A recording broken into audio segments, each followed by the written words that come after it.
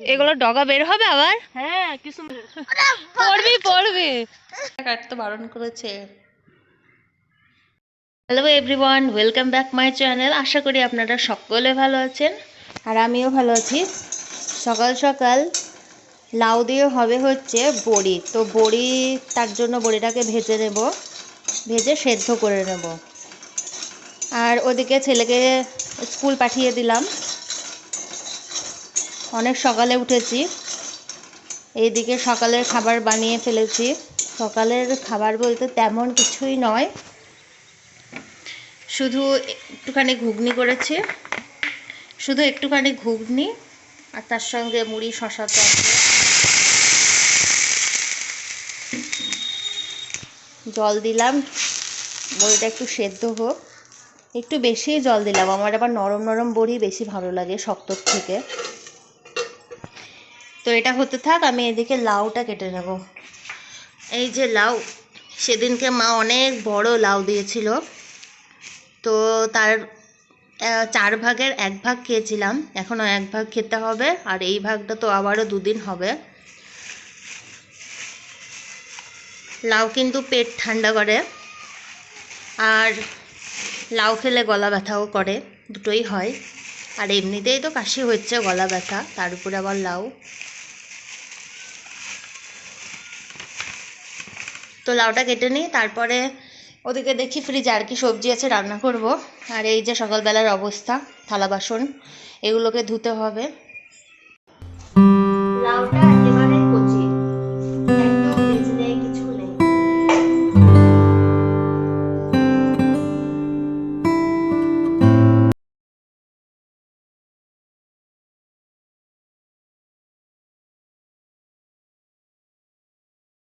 তো লাউ কেটে নিয়েছি, আর লাউগুলো না ভীষণই জালি ছিল, আর লাউটা ভীষণই কচি ছিল, এর মধ্যে বীজ নেই, খুব সুন্দর হয়েছে। আর ওই বীজ থাকলে না, বীজ ফেলে ফেলে কাটতে হয়, একদম বিচ্ছিরি ব্যাপার, ভালোই লাগে না। তো যাই হোক, এদিকে রান্না করে নেব। এদিকে বড়িটাও মোটামুটি সেদ্ধ হয়ে গিয়েছে, এই বড়ির মধ্যে আমি লাউটা দিয়ে দেব। তাহলে কী হবে, এক্সট্রা কড়াই করতে হবে না, কড়াই বেঁচে যাবে ধোয়াধুয়ি থেকে। একদম কচি, একটু নাড়ানাড়ি করলেই মোটামুটি গলে যাবে, খুব ঝটপট রান্না হয়ে যাবে। আগেও একদিন করেছি তো, তার জন্য মানে আরও ব্যাপারটা জানা আছে আর কি, তাড়াতাড়ি সেদ্ধ হয়ে যায়।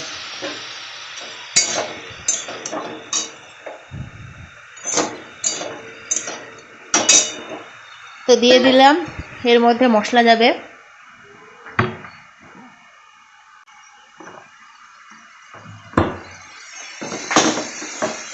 এর মধ্যে মশলা যাবে হচ্ছে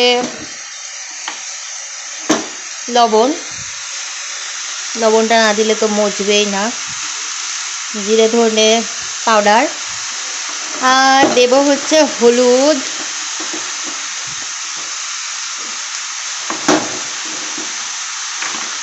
হলুদ, ব্যাস এই দিয়ে একটু নাড়াচাড়া করে নেব। আর একটু যাবে হচ্ছে আদা রসুন পেস্ট,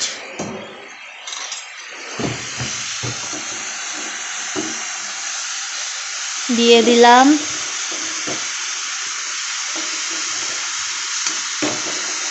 অল্পই দেব, অল্পই দিলাম, আর সুন্দর করে নাড়িয়ে চাড়িয়ে নেব, কষে নেব। তারপর এটাকে আবার পেঁয়াজ দিয়ে ফোড়ন দেব। এখন জাস্ট একটু সেদ্ধ করে নেব, তারপরে ফোড়ন দেব। তো ফ্রিজে যা যা সবজি ছিল সমস্ত কিছু দিয়ে এখানে একটা সবজি রান্না করা হচ্ছে। তো বিয়েবাড়ির স্টাইলে রান্নাটায় মানে করতে যাচ্ছি, খুব একটা মশলাপাতি দেবো না, হালকা পাতলা দিয়েই করব, হালকা পাতলা মশলা দিয়ে।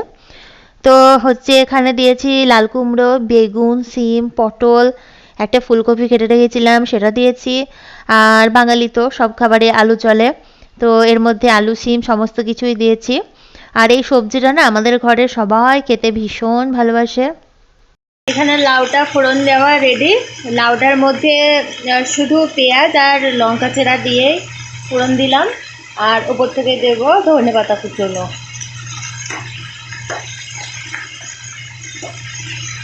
দেখ হয়ে গেল আমার বড়ি দিয়ে লাউ। একদম মাখা মাখা করবো না, এরকম একটুখানি রসালো ভাব থাকবে, খেতে বেশ ভালো লাগে। তো এখন গ্যাসটা বন্ধ করে দেবো, ব্যাস রেডি। পাঁচ তরকারিটা করার জন্য প্রথমে পেঁয়াজটাকে ভেজে নিয়ে সমস্ত সবজিগুলো দিয়ে একটুখানি ফ্রাই করে নিলাম। আর আমি এখানে এতটাই সবজি কেটে নিয়েছি যে কড়াইয়েই ধরছে না, তো কিছুটা রেখে দিলাম, পরের দিন যখন পালং শাক ডাক করবো ওর মধ্যে দিয়ে দেব, তাহলে বেশ ভালো লাগে। তো ভালোভাবে সব কিছু ভেজে নিলাম, সমস্ত সবজিগুলো দিয়ে মশলা টশলা দিয়ে এখন দিয়ে দিচ্ছি উপর থেকে একটু গরম জল। আর এই গরম জলের কেটেলটা কিনে আমার খুব সুবিধা হয়েছে, তাড়াতাড়ি রান্না বান্না হয়ে যায়, মানে গরম জল দিলে তাড়াতাড়ি রান্না হয়ে যায়। তো ওদিকে ওই পাঁচ তরকারিটা নেমে গিয়েছে, তো নামাবার সময় একটুখানি সবজি মশলা আর একটুখানি ধনের পাতা কুচোনো দিয়ে নামিয়ে নিলাম। এখন মাছ রান্না করে নেব। তো টমেটো কাঁচা লঙ্কা আদা রসুন পেস্ট আর পেঁয়াজ দিয়ে রান্না করে নিচ্ছি, জিরে ধনে গুঁড়ো হলুদ গুঁড়ো লবণ সমস্ত কিছু মশলা কষিয়ে নিয়ে কাঁচা মাছই দিয়ে দিলাম, মাছটা আর ভাজলাম না, তো কাঁচা মাছও বেশ ভালো লাগে খেতে। তো রান্না বান্না কমপ্লিট করে সমস্ত কাজ সেরে স্নান করে যাচ্ছি ছেলেকে আনতে স্কুলে। তো ছেলেকে স্কুল থেকে নিয়ে ছেলে বায়না করলো যে কেক খাবে, কিছুতেই তো বাড়ি যাবে না। তো এই বছরে কেক খাওয়াই হয়নি, তো তার জন্য ভাবলাম যে চলো একটা কেক নেওয়াই যায়। তো চলে এলাম আমাদের এখানে কেক শপে কেক নিতে। স্কুল থেকে বাড়ি ফিরলাম ছেলেকে নিয়ে, আর কেকের দোকানে তো গেলাম, কেক নিয়ে এলাম একটা, সেটা বিকেলে কাটা হবে। এখন আপাতত ড্রেস খুলে স্নান করাই, চলো। ওর আবার 2টো থেকে টিউশন আছে, খেয়ে দিয়ে একটু রেস্ট নিয়ে তারপর আবার পড়তে যাবে।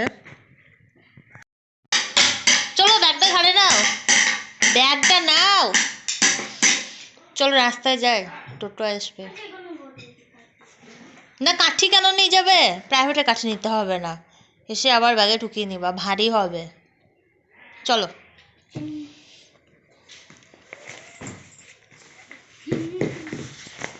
দেখতে দেখতে বড় হয়ে গেল, ক্লাস 1 হয়ে গেল, এবছর প্রথম টিউশন যাচ্ছে, মানে বড় হয়ে গিয়েছে বাচ্চা। বলো বড় হয়ে গিয়েছো তুমি? বড় হওনি, ছোটই আছো। ঠিক আছে, তুমি যখন বাড়ি আসবা টুপিটা অবশ্যই মাথায় দেবে, হ্যাঁ? বাদরের মতো লাফাতে লাফাতে যেও না, সোজা চলো।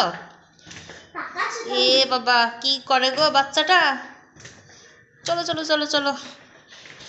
রাস্তায় গিয়ে দাঁড়ায় টোটোর জন্য, জুতো পরে নাও।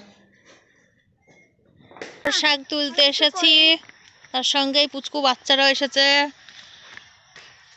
মামো তো মোবাইল দেখে হাসতে লেগেছে, পড়বি পড়বি। শাক তুলি এবার। দাদাকে বলছি মোটরসাইকেল কেটে আনবে না, আমি দরকার পড়ে যেদিন খাবে তুল, ধর ধর ধর, দেখাচ্ছি দেখাচ্ছি। শাকগুলো বুঝছে।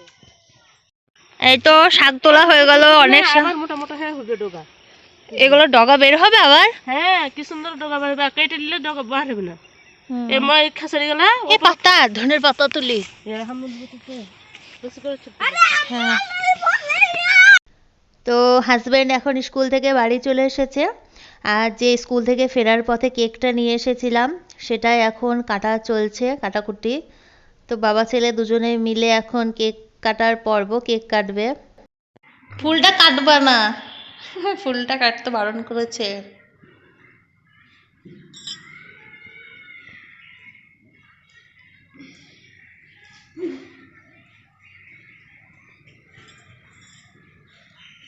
তো সাইলেন্ট যে, সাইলেন্ট কেন? খাই দাও আব্বুকে।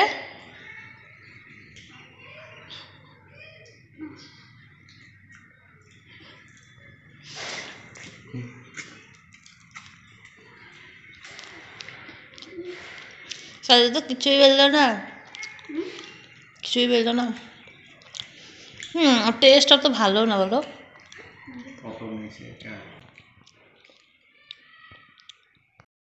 তো আমরা আমাদের বার্থডের দিনকে কেউই কেক কেটে সেলিব্রেশন করি না, কিংবা ওই দিনটা ঘটা করেও পালন করা হয় না, কিন্তু ছেলের আজকে ইচ্ছে হয়েছে যে বাবার জন্য একটুখানি কেক নিয়ে এসে আনন্দ করবে, সেটাই করা হচ্ছে। তবে সামান্য থেকে সামান্য উপহারও আমাদের কাছে অনেক বড় মনে হয় কেউ যদি দিনটাকে মনে করে গুরুত্ব দেয়।